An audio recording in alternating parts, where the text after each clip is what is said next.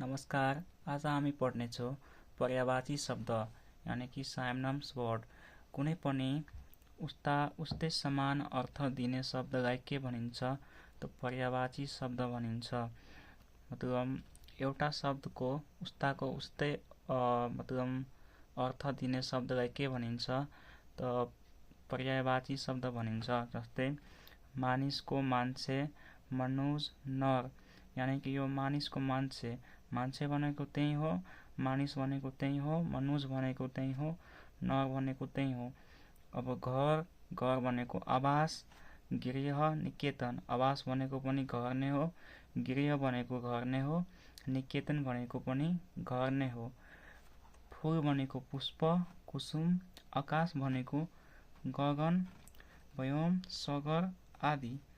यो सबै मतलब अर्थ एउटै छ, खालि यसको समान अर्थ त्यो भएको छ, समान अर्थ दिने शब्द बनेको छ।